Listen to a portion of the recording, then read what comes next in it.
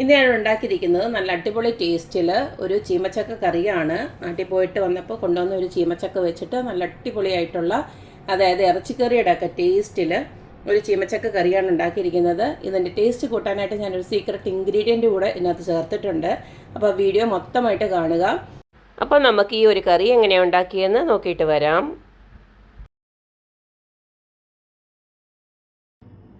ചീമച്ചക്ക കറി ഉണ്ടാക്കാനായിട്ട് ഇതുപോലൊരു ചീമച്ചക്ക ഞാൻ നാട്ടിൽ നിന്ന് കൊണ്ടുവന്നതാണ്. ഇതിനെ നമുക്കൊന്ന് ഈ പുറംഭാഗമൊക്കെ ഒന്ന് ചെത്തിക്കളഞ്ഞതിന് ശേഷം ഒന്ന് അരിഞ്ഞെടുക്കാം.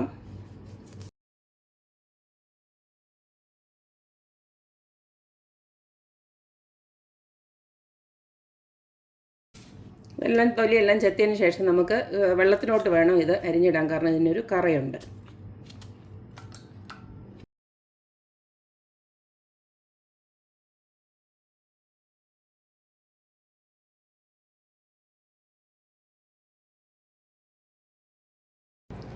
അപ്പോൾ ചീമച്ചക്ക എല്ലാം ഇതുപോലെ ഞാൻ അരിഞ്ഞ് കഴുകിയെടുത്ത് വെച്ചിട്ടുണ്ട്. 2-3 തവണ കഴുകിയെടുക്കണം നമുക്ക്, കാരണം അതിനകത്ത് മണ്ണുമൊക്കെ ഉണ്ടായിരുന്നല്ലോ. അതിൻ്റെ പുറം ഭാഗത്ത് ഉള്ള മണ്ണൊക്കെ കഴുകി നല്ല വൃത്തിക്ക് ഇതുപോലെ ആക്കിയെടുക്കണം.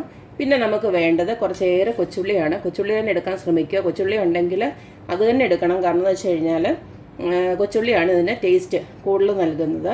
പിന്നെ ഒരു ചെറിയ കഷ്ണം ഇഞ്ചിയും അതുപോലെ ഒരു 5-6 അല്ലി വെളുത്തുള്ളി ഞാൻ ചെറുതായിട്ട് അരിഞ്ഞു വെച്ചിട്ടുണ്ട്. പിന്നെ കുറച്ച് കറിവേപ്പില, പിന്നെ കുറച്ച് മുളക്. പിന്നെ വേണ്ടത് ടൊമാറ്റോ ആണ്.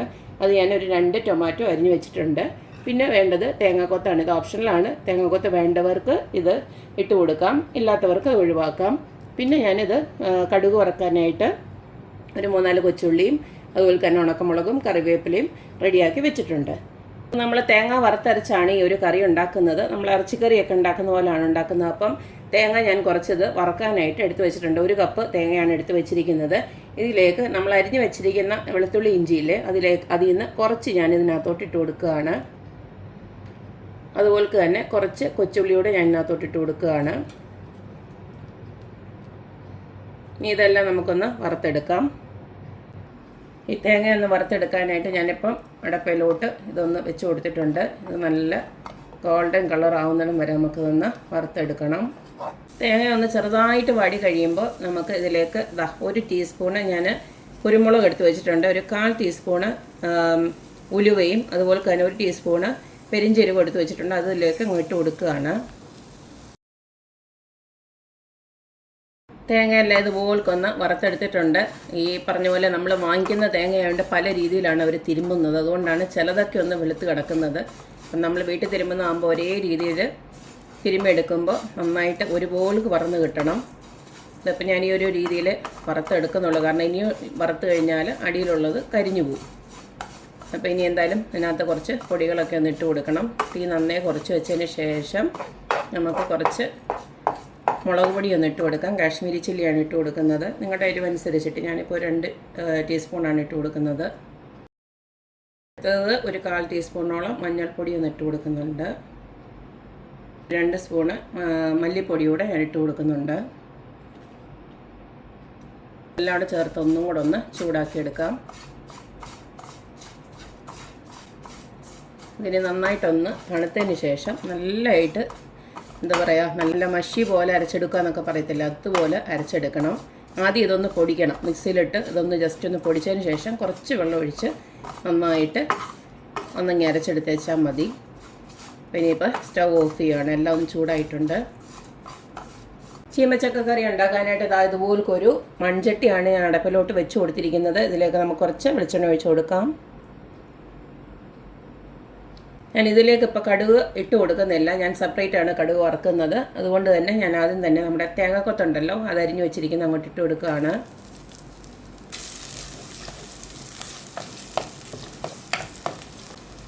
ഈ തേങ്ങാക്കൊത്തിലോട്ട് കുറച്ച് ഞാൻ മഞ്ഞൾപ്പൊടി ഇട്ട് കൊടുക്കുന്നുണ്ട്.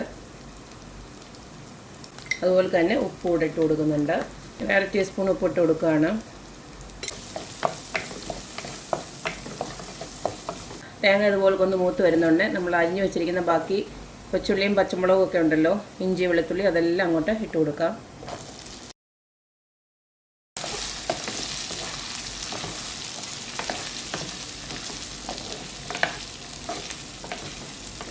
അപ്പോൾ ഉള്ളിയൊക്കെ ഇതുപോലൊന്ന് വാടി വരുന്നുണ്ട്. നമുക്കതിലേക്ക് ഒരു 2 ചെറിയ കഷ്ണം പട്ട ഒന്ന് ഇട്ട് കൊടുക്കാം, കറുകപ്പട്ട. ഇതിൻ്റെ ടേസ്റ്റ് ഇഷ്ടമില്ലാത്തവർക്ക് അത് ഒഴിവാക്കാം, ഓപ്ഷനിലാണ്. നമ്മളൊരു ഇറച്ചിക്കറിയുടെ രീതിയിലാണല്ലോ ഉണ്ടാക്കുന്നത്, അതുകൊണ്ടാണ് ഞാൻ കറുകപ്പട്ട ഇവിടെ ഇട്ട് കൊടുത്തത്.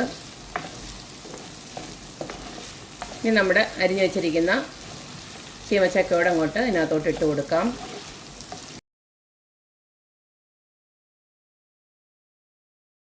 എല്ലാം ഒന്ന് ഇളക്കി ഒന്ന് വെച്ചിട്ടുണ്ട്. ഇനി നമുക്ക് അടച്ച് വെച്ചൊരു 10 മിനിറ്റ് ഒന്ന് അടച്ച് വെച്ച് വേവിക്കാം. 10 മിനിറ്റ് അടച്ച് വെച്ച് വേവിച്ചതിന് ശേഷം ഇതുപോലെ ഞാൻ ടൊമാറ്റോയോടെ ഇട്ട് കൊടുക്കുകയാണ്. അതിന് ശേഷം അടുത്ത ഒരു 10 മിനിറ്റ്, അതായത് അത് വേവുന്നിടം വരെയും നമുക്കിതൊന്ന് അടച്ച് വെച്ച് വേവിക്കാം. ഈ സമയങ്ങളൊന്നും നമ്മൾ വെള്ളമൊന്നും ഒഴിച്ചു കൊടുത്തിട്ടില്ല, കാരണം ഇതിനകത്തുനിന്ന് തന്നെ ഉള്ള വെള്ളം കൊണ്ട് മിക്കവാറും ഇത് വെന്ത് കിട്ടും. പിന്നെ ഓരോരുത്തരുടെ ചീമച്ചക്കയുടെ വേവനുസരിച്ചിരിക്കും. ഇൻ കേസ് നമുക്ക് നല്ല വേവുള്ളയാണെന്ന് തോന്നുവാണെങ്കിൽ കുറച്ചൊരു ചൂടുവെള്ളം ഒന്ന് ഒഴിച്ച് കൊടുത്ത് വേവിച്ചെടുക്കുക. നല്ല വിളഞ്ഞ ചീമച്ചക്കയൊക്കെ ആണെങ്കിൽ അധികമൊന്നും വേവ് കാണില്ല, തീ കാണുന്നുണ്ടേ അങ്ങ് വെന്ത് കിട്ടും.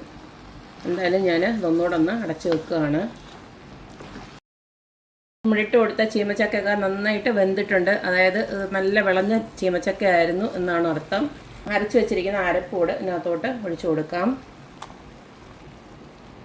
ഈ സമയത്ത് നമുക്ക് ചാറിന് ആവശ്യമായിട്ടുള്ള വെള്ളം കൂടെ ഒഴിച്ചു കൊടുക്കാം. ഞാൻ ഇച്ചിരി ചൂടുവെള്ളമാണ് ഒഴിച്ചു കൊടുക്കുന്നത്. മിക്സിയുടെ ജാറ് കഴുകി ചൂടുവെള്ളത്തിൽ മിക്സിയുടെ ജാറ് കഴുകിയിട്ട് അങ്ങോട്ട് ഒഴിച്ചു കൊടുക്കുകയാണ്.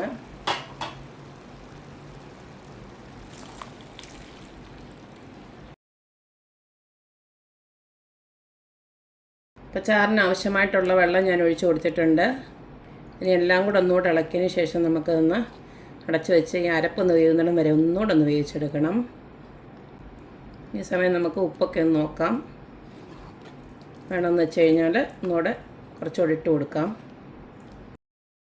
നമ്മുടെ ചീമച്ചക്കക്കറി നല്ല എണ്ണയൊക്കെ തെളിഞ്ഞ് നല്ല വെന്ത് വന്നിട്ടുണ്ട്. നല്ല വിളഞ്ഞ ചീമച്ചക്ക തന്നെ ആയിരുന്നു, അതുകൊണ്ട് തന്നെ വേവാനൊന്നും അധികം താമസം ഉണ്ടായില്ല. ഇനി ഇതിനകത്തൊരു സീക്രട്ട് ഇൻഗ്രീഡിയൻ്റ് കൂടെ ചേർക്കുന്നുണ്ട്. തികച്ചും ഓപ്ഷനിലാണ്, വേണമെങ്കിൽ മാത്രം ചേർത്താൽ മതി. വെജിറ്റേറിയൻസിനൊക്കെ ആണെങ്കിൽ ഈ ഒരു സമയം കടുക് വറുത്തൂടെ ചേർത്ത് കഴിഞ്ഞാൽ സംഭവം റെഡി. നല്ല അടിപൊളി ഒരു കറി റെഡി ആയിട്ടുണ്ട്. ഇതിപ്പോൾ ഞാനൊരു 1/2 സ്പൂണ് മീറ്റ് മസാല ഉണ്ടല്ലോ അതുകൂടെ ചേർക്കുകയാണ്. മീറ്റ് മസാലയോ ചിക്കൻ മസാലയോ ഏത് വേണമെങ്കിലും നിങ്ങൾക്ക് ചേർക്കാം. അപ്പോൾ അതുകൂടെ ചേർക്കുന്നുണ്ടെങ്കിൽ നമ്മുടെ കറിക്ക് നല്ലൊരു ഇറച്ചിക്കറിയുടെ അതേ ഒരു ടേസ്റ്റ് വരും. ഇത്രയേ ഉള്ളൂ. കടുക് ഞാൻ ഇതിനോടകം വറുത്ത് വെച്ചിട്ടുണ്ട്. അതിൻ്റെ ഒന്നും വീഡിയോ ഞാൻ എടുത്തില്ല, എല്ലാവർക്കും അറിയാവുന്നതാണല്ലോ കടുക് എങ്ങനെയാണ് വറുക്കുന്നതെന്ന്. അതുകൊണ്ട് കടുക് വറുക്കുന്ന വീഡിയോ ഒന്നും ഞാൻ എടുത്തിട്ടില്ല. അത് അവസാനം നമുക്ക് ഒഴിച്ചു കൊടുക്കാം. അപ്പോൾ നിങ്ങൾക്ക് കടുക് അങ്ങനെ വറക്കാൻ താല്പര്യം ഇല്ലെങ്കിൽ ആദ്യം തന്നെ കടുക് വറുത്തങ്ങ് ഇട്ടേച്ചാൽ മതി, ഒരു കുഴപ്പമില്ല. ഇപ്പോൾ ഞാൻ വീഡിയോ പർപ്പസിന് വേണ്ടി അവസാനം കടുക് വറുക്കുന്നതേ ഉള്ളൂ. അപ്പോൾ ഇത്രയേ ഉള്ളൂ നമ്മുടെ അടിപൊളിയായിട്ടുള്ള ചീമച്ചക്ക കറി ഇറച്ചിക്കറി സ്റ്റൈലിൽ വെച്ചിട്ടുണ്ട്. ഇത് നല്ല അപാര കോമ്പിനേഷനാണ്. നമ്മുടെ ചോറിൻ്റെ കൂടെ മാത്രമല്ല, റൊട്ടിയുടെ കൂടെ ചപ്പാത്തിയും റൊട്ടിയും അതുപോലെ തന്നെ അപ്പത്തിൻ്റെ ഒക്കെ കൂടെ നല്ല അടിപൊളി ഒരു കോമ്പിനേഷനാണ്. അപ്പോൾ ഇനി അങ്ങോട്ട് ചീമച്ചക്കയുടെ ഒക്കെ സമയമാണ്. നാട്ടിൽ ഞാൻ വന്ന സമയത്ത് ഇഷ്ടംപോലെ ചീമച്ചക്കയൊക്കെ പിടിച്ച് നിൽപ്പുണ്ട് എല്ലായിടത്തും. അപ്പോൾ എല്ലാവരും ഇതുപോലൊക്കെ ഒന്ന് കറി വെച്ച് നോക്കുക, അഭിപ്രായങ്ങൾ അറിയിക്കുക. അപ്പോൾ എപ്പോഴും പറയുന്ന പോലെ തന്നെ എൻ്റെ റെസിപ്പീസ് ഇഷ്ടമുള്ള എല്ലാവരും please like, share and subscribe. അപ്പോൾ ഇനി ഒരു അടിപൊളി വീഡിയോ ആയിട്ട് വരുന്നവരേക്കും ബൈ.